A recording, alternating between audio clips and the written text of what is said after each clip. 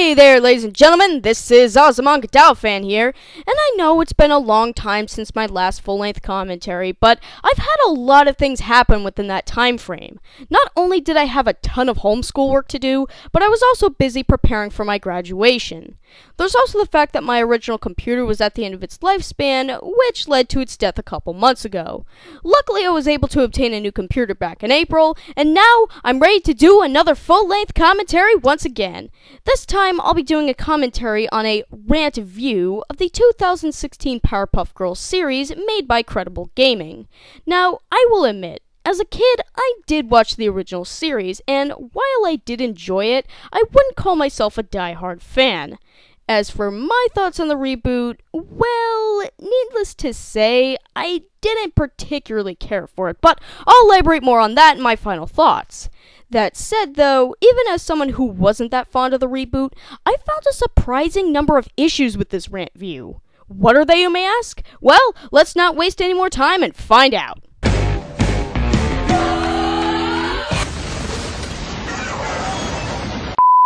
You know, I just recently sat down and took 15 minutes of my life to watch the reboot. And, well, it was not a good time. Party time! Oh, God! First of all, Allegro, you know the panda who you're showing on screen right now, is the villain of the Painbow episode. You know, a type of character who you aren't supposed to root for. Second of all, there is a reason why these characters are twerking. In the episode I mentioned, Allegro is a party animal, and when Blossom refuses to party with Allegro, he calls upon his lobster minions to throw these smiley-face frisbees at the girls. When the frisbees hit Bubbles and Blossom, they are under Allegro's control and are forced to dance with him. Now, some of you might say that having little girls twerk is inappropriate. However, the episode doesn't actually glorify it. In fact, based on Buttercup's reaction to the whole situation, the twerking is viewed as a bad thing. So you remember the creator of Powerpuff Girls, right? Craig McCracken and his whole crew, which included the likes of Lauren Faust, Genny Cherganovsky. You know, two other people who are great creators, great writers, you know, who originally worked on Cartoon Network up until CN Real came out of nowhere with Andrew WK. Real kids doing real stuff in real situations. And see and real. What's your name? 8 o'clock, Wednesday night.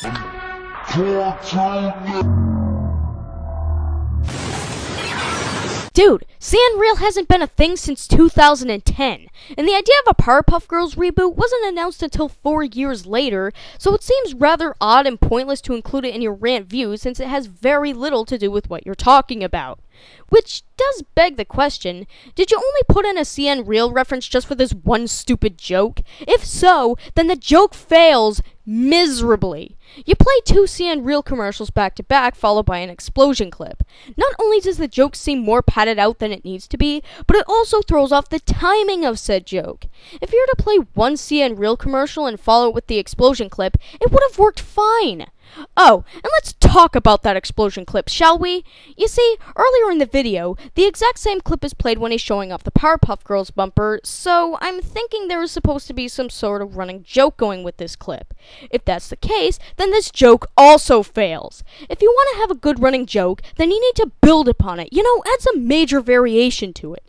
Making the clip slightly shorter and softer in volume isn't a good way of doing that because the change is too small and very lazy. You know, after so many years, when you're making a reboot, you would expect them to at least acknowledge the original creators and writers, the original staff.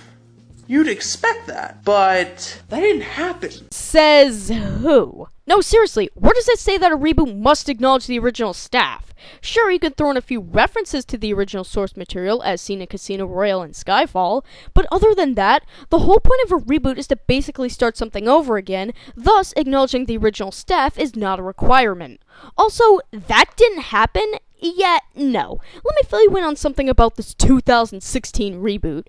For starters, Professor Utonium's voice actor comes back, Miss Keen's voice actor comes back, Mojo Jojo's voice actor comes back, Tom Kenny comes back, hell, even Jim Cummings and Jeff Bennett come back for a little bit. So not only have a few of the original staff members been acknowledged, but they're also working on the show as well. And before you say they don't acknowledge the original creator, explain these. Because this new one is riddled with so many animation errors that shouldn't be happening in this modern day and age. Perception is off, size difference is wrong. Like, what the fuck were you doing when you funded this? Did you not think through that maybe the people who would watch this first were not the kids, but the people who grew up with Powerpuff Girls and grew to appreciate it and love it? Did you just want to shit all over that and dump memes?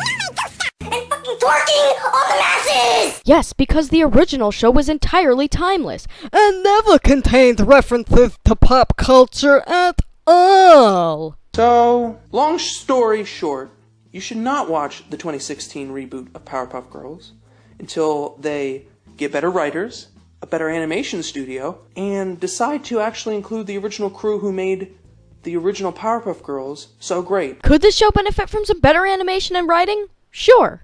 But just because you have the original creator and or crew on board doesn't automatically guarantee that the product will be good. Case in point, the Matrix films. All of them were written and directed by the Wachowskis and featured a consistent cast. However, as they went on, they progressively got worse. For good measure, let's take a look at another example. Al Jean and Mike Reiss, creators of the animated sitcom The Critic, brought the show back in the year 2000 in the form of webisodes.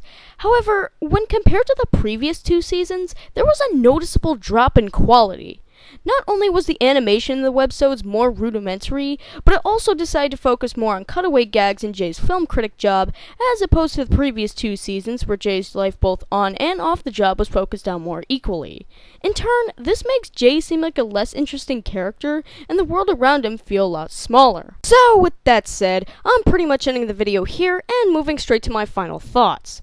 First off, it's very clear throughout the video that he lets his love and nostalgia for the old series get in the way of giving the new series a fair shot. Look, I'm not saying that you can't like the old series. Hell, I'm not even saying you can't compare the old one to the new. But if you are going to do that, then you need to keep your love and nostalgia for the old one under control so that the comparison doesn't seem so one-sided. Another issue I have is that for a video that's both a rant and a review, he spends a lot more time ranting than he does reviewing.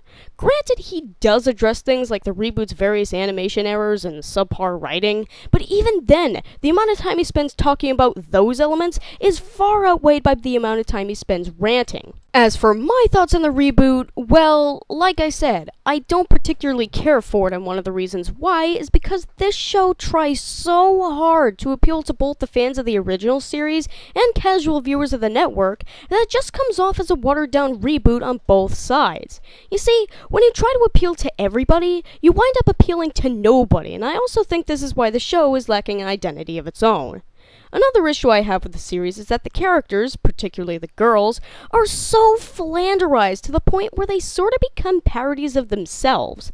Now, that would be all fine and good if this was a parody of the original series or even a more comedy-driven show, but that doesn't seem to be the case given how scarce comedic moments actually are in the series. You know, say what you will about Powerpuff Girls Z. Sure, it may not be all that great, but I think it does a much better job as a decent reboot than, well, the actual reboot. It understands the basic idea of the Powerpuff Girls, that being little girls going around fighting crime, but still makes enough creative changes from the original series to stand out as its own thing. For example, the show takes place in a vastly different continuity from the original series. Not only that, but the girls also have quite a few changes made from their American counterparts.